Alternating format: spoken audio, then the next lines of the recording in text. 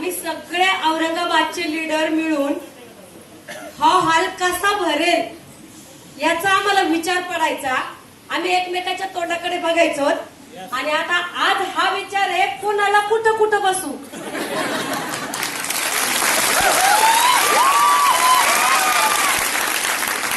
ही ताकद आहे मित्रांनो माय लाईफस्टाईलची. पुन्हा एकदा जोरदार नमस्कार. जे नवीन व्यक्ती आहेत त्यांच्यासाठी ओळख करून देईल. नाव माझं जयश्री रमेश बोंद्रे. आज असं तुम्ही आलात एवढा सगळा क्राऊड बघताय. ज्या दिवशी मी आणि माझे मिस्टर आम्ही दोघं सुद्धा असा प्रोग्राम बघण्यासाठी आलेलो होतो.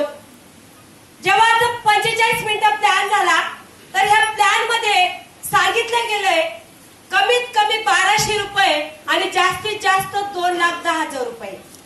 मित्रांनो ज्या दिवशी आम्ही हॉलमध्ये बसलो होतो तर याच्यामधले कुठलेही आकडे आम्हाला पटले पण नव्हते आणि बसले पण नव्हते. तुम्हाला पटले का? पटले का? जोरात बोला. पटले का? हा. कारण बघा मान हलवली ना तर 1200 भेटत नाही, 2,10,000 भेटत नाही. पैसे बोललेनी भेटतात की मान हलवलेनी भेटतात? मग बोलले पाहिजे की नाही? 1200 रुपये आठवडा तो ठीक आहे, तो तुम्हाला पटला असेल. 2,10,000 पटले का? आम्हाला सुद्धा पटले नव्हते. आम्हाला पण असं वाटत होतं असं होऊ शकत नाही आणि असं शक्यच नाही असं आमच्या डोक्यामध्ये होतं. आणि असं वाटायचं औरंगाबाद मध्ये 4 बाजूने MIDC आहे आणि एवढे MIDC मध्ये लोक काम करतात. जर या बिझनेस मध्ये एवढे पैसे जर भेटले असते ना तर तिकडे सगळे लोक इकडेच आले असते. हे लोकांनी तिकडे काम कशाला केलं असतं असं आमच्या डोक्यात विचारायचं. तुमच्या येतोय का? Same to you. म्हणजेच काय तुम्ही या स्टेज पर्यंत येऊ शकता. हा. तर जेव्हा मला सुद्धा वाटत नव्हतं मित्रांनो की खरंच अशा काही गोष्टी होऊ शकतात का. पण ज्यांनी मला आतमध्ये आणून बसवलं होतं त्या व्यक्तीने मला त्यांचे इन्कम दाखवलं आणि त्या व्यक्तीने मला चेक पण दाखवले. आणि सगळ्यात महत्वाची गोष्ट बघा बिझनेसच्या आधी मी आणि माझे मिस्टर छोटे मोठे काम करत होतो.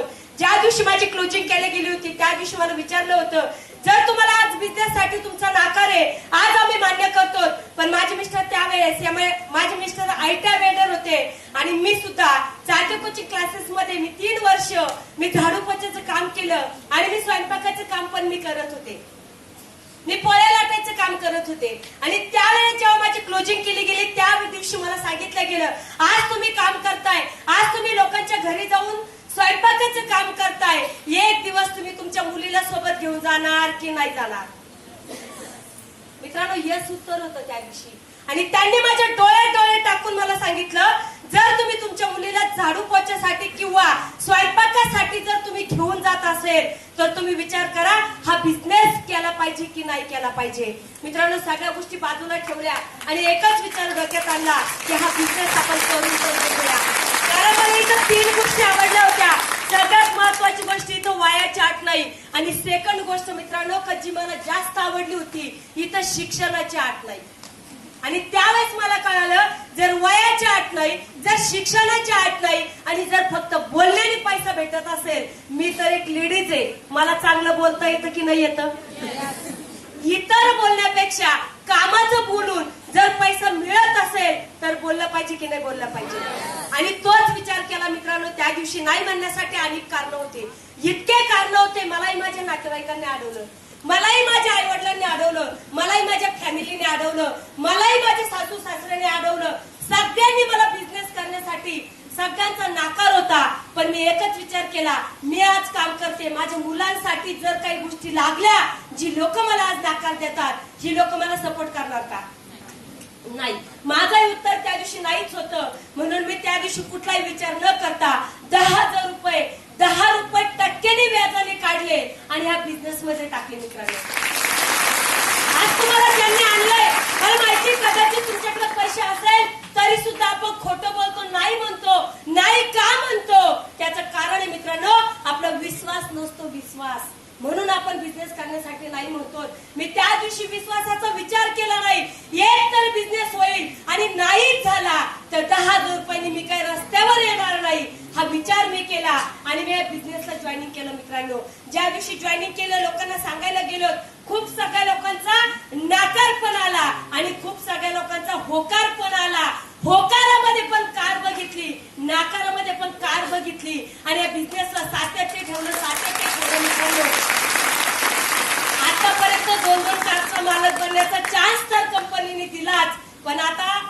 वॉच.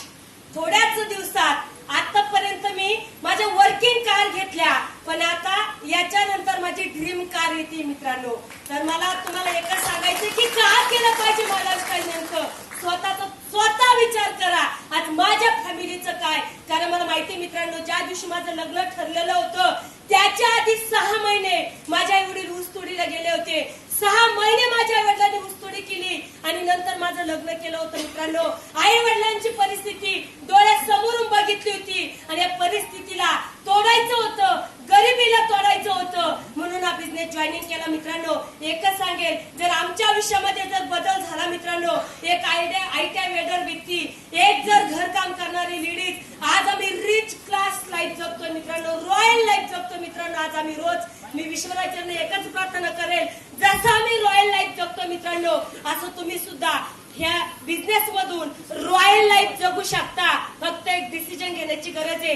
ज्या व्यक्तीने आज आम्हाला शिकवलं, टिकवलं, घडवलं, ह्या स्टेज लायक बनवलं, अशी विदर्भ आणि मराठवाडा किंग डायमंड इक्विलेशन मधले फर्स्ट डायमंड व्यक्तिमत्व प्राध्यापक माणिक जाधव सर यांना मी कोटी कोटी वंदन करते. मी आणि माझे मिस्टर आम्ही कितीही काम केलं असतं तर बिझनेस मध्ये सक्सेस होऊ शकलो नसतो. पण माझ्या ऑल एंटायर टीम, मी सगळ्यांची शतशिरोने राहील. आणि विशेष महत्वाची म्हणजेच की आजचं जर बघितलं तर सीटीसी मधलं माझं लास्ट शेअरिंग मित्रांनो. जय हिंद, जय महाराष्ट्र आणि फक्त महाराष्ट्र.